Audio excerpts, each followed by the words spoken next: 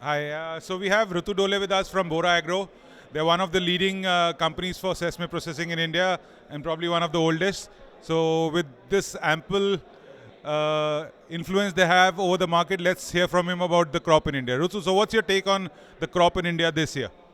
Thank you, Mukul. This year, we should not expect a good crop. The rains have not been very supportive this year, and that is the reason we feel that the Indian crop would be less.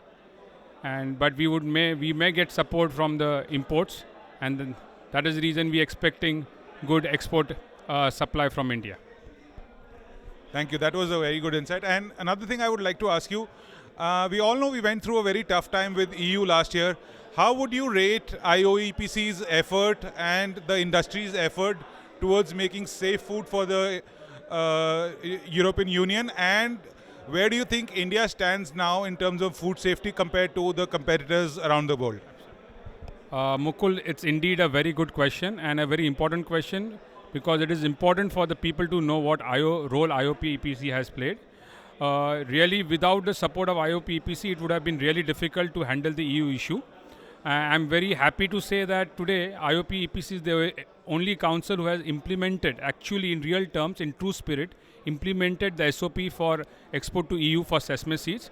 And I'm very happy to say that since it has been implemented, there is hardly any rejection from EU. And as compared to the other origins of the competition, what we have, India is much in a better position at the moment. And slowly you will see that India will strengthen its position in the EU market compared to other origins. Thank you. Thank you. That was again very insightful. And the third and the last thing I would like to ask you is, for 2 decades almost, you and me are in the trade at the same time together. We've been doing this bulk commodity business. Where do you think is the next step where we go into value-added products and things like sesame oil and tahina, which is global market? Is India ready for that kind of a market and that kind of production? And do you think we can handle that for the coming years and the world? See, what is happening is, this is also a very important question because it is in regard to the future of sesame seed. You have to understand that we are only talking in terms of tahina and other value-added products, but there are products where sesame has been traditionally used. So creating awareness about these products is also very important because what is happening is in the COVID times, importance of sesame because of its nutritional value has increased a lot.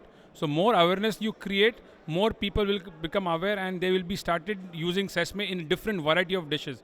And the traditional dishes which has now lost its limelight will again come into the picture and consumption in India would grow.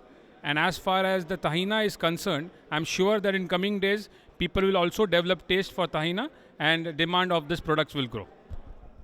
Well, gentlemen, you've heard it from the industry leader. Nobody else better than Ritu Dole to present it to you. Thank you, Ritu, and it's a pleasure meeting you again. Bye. Bye.